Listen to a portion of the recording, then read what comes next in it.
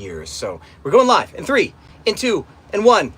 Airbnb family, let's say it a different way. Airbnb changed their algorithm again in their summer 2025 summer release. They silently regamed their algorithm, and it's turning cities upside down.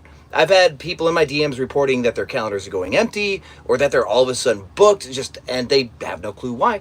And I did some research. I've got access to a few thousand listings through the Airbnb platform because of like links that I have with other hosts, and I'm seeing trends in multiple cities. And so I looked into why some listings are doing better and some listings are suddenly doing worse. And I've got some feedback for you guys. I've got some real data. To catch you guys up, Airbnb has an algorithm that stacks listings based on certain performance metrics, so Airbnb has the best shot of selling customers a property. Airbnb wasn't always loyal to just selling customers a property in the beginning. They were in growth mode. And this is why Airbnb over the last 5 years has changed their algorithm so much, is they've come out of growth mode and they've kind of gotten more into a competitive like environment where there's just not a new market anymore. There's not new customers like there used to be. The customers that they can take now are people who go to hotels or could come back to Airbnb because they left, or people who prefer VRBO. But there are very few people that do, yay, caught me live, welcome back. There are very few people who don't know what Airbnb is. And so Airbnb has had to change their algorithm. Their very first algorithm was growth mode. It was completely based on views. The more views your listing got, the more you get pushed up in rank, because Airbnb was looking to like show their very most interesting listings because that would lead to adoption. That was their like thesis. They called it an interest algorithm. But if you've noticed, Brian Chesky and team over the last couple of years hasn't really been saying interest algorithm as much, right? But they haven't talked about this because they don't want hosts to know what they've actually changed. Because if hosts know what they changed, we can of course do a better job and play back, and they don't want us playing back. So what they did is they started to move to like satisfaction metrics a couple years ago. They were looking at whole funnel data. And about 1.5 years ago, I said that their algorithm, based on a theory of mine, was that they're trying to behave more like Amazon. And so they're looking at entire funnel data. And what that did is they would look at messages that you would receive as like indicators of interest. They would look at site to visit duration, like how someone would hang out, how long somebody would hang out on your listing. They'd look at bounce percentage, like when somebody would click and then bounce away. They'd look at all this stuff and it became like one bigger formula. So it wasn't only views. And the way that this would affect you guys, and this is still pretty valid, is minimum length of stay settings used to be really bad for a listings algorithm because the more views you'd get, the higher you'd go in rank. So if you had a minimum stay listing on your listing, you wouldn't get shown as much. Well, that was less important after this change. And so some of you guys might have noticed that your listings were doing better like a couple years ago, even though you still had minimum like length of stays. And so this was the full funnel approach to their algorithm.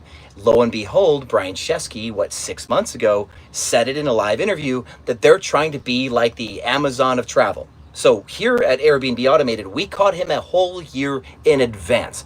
The video was theoretical, but I've really staked my name for that whole year that Airbnb's algorithm was tuning to be more like Amazon, and they confessed about a year later. So now here's the realm of theory for 2025. All right, if you guys trust me, thank you for being on this video. If you don't trust me, let me try to prove to you by the end of this video that I'm not a dunce. And please like the video. It should help other hosts find this video. It's important. One thing that you guys are going to notice is categories are gone, but they're not gone. Airbnb needed to make room for services. We all know we beat that horse up, right? We've been talking about that. But Airbnb needed real estate on the very front of their website. If you guys go to your computer right now and load Airbnb, even on your mobile, you'll find it, that services are at the top, and there's no longer a row that says tree houses and castles and OMG. But if you want to find a tree house or a castle, all you have to do is go into search and type castle, and it will show up. So it's not that they're gone, it's that they are now considered to be an intentional search metric and no longer a curb appeal, hey, look at us, we have categories. They believe that it's old enough that people know Airbnb has categories. You still can get classified in a category. If you have a piano or your treehouse, you can still declare it and you'll show up in the categories, but you cannot be found in categories. Now, this has affected a couple of my students. A couple of my students have listings in kind of semi-obscure areas, and they were getting found through people window shopping categories, and this is negatively affecting them now. So if you're a host and you feel that you're getting a drop in bookings right now since the winter, or like since the summer release, this is one of the reasons why. And I would highly recommend that you guys start working on your social media presence. We'll be talking about that more in the future. This could be the deviation for category-based listings that were really reliant on Airbnb's last year version of their search experience, okay? Another thing that they did is they removed the 30-day boost that new listings get. So you used to get a boost, and this is now where we're getting into the fun stuff. So let me try to explain some nerdy things in a less than nerdy way for the world, okay?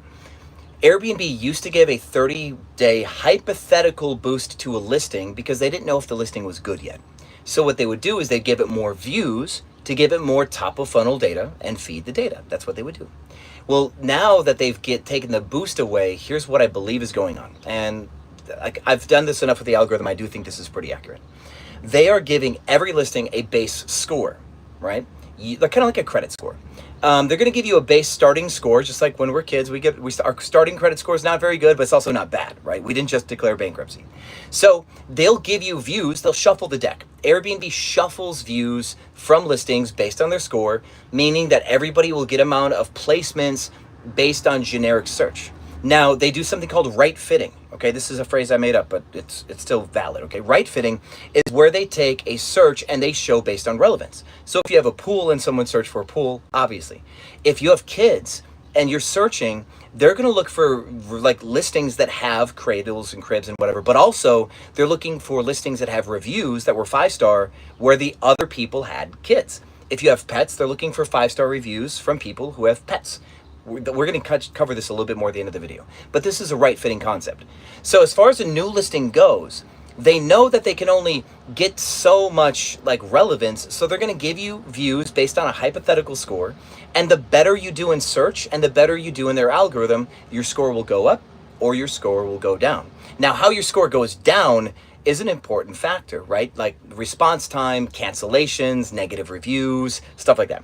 How your score goes up is also super important. And the stuff that is changing, whether you have all of your like check boxes filled out, whether or not you're doing all of the levers that Airbnb wants you to fill out, I think they've downgraded their levers in the last month. You may not need to have all of your text boxes filled out completely to be a perfect Airbnb like companion, you know, right, where they're going to go, good child, we're going to give you some rank. You don't have to declare that you have soap and conditioner and fill out absolutely everything in order for Airbnb to consider you to be compliant. If you want to fill these out, they've also changed where these are. If you want to mark that your living room has AC, or that your living room has a piano, or that your living room has a couch that you can sleep on and has sheets, you actually have to go to the photo tour, and in every room, all the amenities are moved to the room now. So there's amenities by room. I still recommend you put in all the work to make the best listing possible, because we don't know if like Airbnb is going to change their mind in 6 months and go, you know what? We care more about top of funnel stuff and mid funnel stuff. We're going to go lean on that again. They may jump back out and lean on it. But for now, I don't think these levers matter as much, but do them anyway, just in case, okay? So now, your new listing doesn't get a boost, but you get this hypothetical rank that can go up and down based on whether you fill out your listing all the way, whether you respond to guests, whether you get good reviews. And now this is where the change has happened. Airbnb has guest favorites. Airbnb has Superhost. Airbnb is trying to win the trust of guests more than anything else on this planet. And Airbnb will take one review, and based on your one review, they will rank you up and down in a kind of like a complex, weighted, recency-based review thing. You could have 1-star reviews from 4 years ago, and they will be ignored if you have a bunch of 5-star reviews over the last 3 months. What I'm saying is if you have one-star review 5 days ago, you will get tanked. You'll absolutely get tanked. If you have 2 1-star reviews, you will get put into the cooler. And if you get anything more than that, they're going to suspend you, and then they might even remove you eventually, right? They have an exponential punishment system. Let's make up something. An exponential punishment system. 1 bad review is bad. 2 bad reviews is second to murder. 3 bad reviews and you're out, okay? And they do it based on temporality. If you've done bad within the last 6 months, it's going to show heavy like your credit score. If you've done good in the last 6 months, it's going to show heavy like your credit score does for paying on time. Anything that's super, super old becomes less and less important. They were really focusing on temporality, because here's what also happened. Here's the cool part of this. Airbnb got hyper strict, right? And when Airbnb got hyper strict, people got their stuff together. They removed 400,000 listings, but what about the other people, right? There was listings that were always good, but then there were listings that were a little suspect. And the hosts got it together and started to get good reviews. Well, those listings are good as gold now. If the last 10, 15, 20 reviews are great, you're as good as gold. And Airbnb knows that, but Airbnb needed to change their algorithm to reflect the fact that some hosts had a bad year, post-COVID, did some things wrong, and they had their come to Jesus moment. So Airbnb now, reviews are the most important thing, even more than before. Reviews were always more than half of your weight in the algorithm. Airbnb now, more than ever, is weighing reviews at the highest level that they ever have, so much that they've even ratcheted down other things. And so that's the big algorithm change. But I do think that we need to do all the things right that they can always touch. Like I talk about in re-algorithm, every possible thing that can affect the algorithm, we need to be aware of them. And Airbnb next winter could all of a sudden change their mind and go, you know what, we need adoption again. We need to really push interesting listings. And that is not to say that interesting listings don't matter. This is more complex than it's ever been. You know, I started hosting 10 years ago. And your listing has to have a design. It has to have a personality more than a design. It has to have a vibe. And what I tell my students that a vibe is when somebody has a personality type and your listing has a personality type and they discover your listing and they go, wow, this is cool. I really connect to this listing specifically.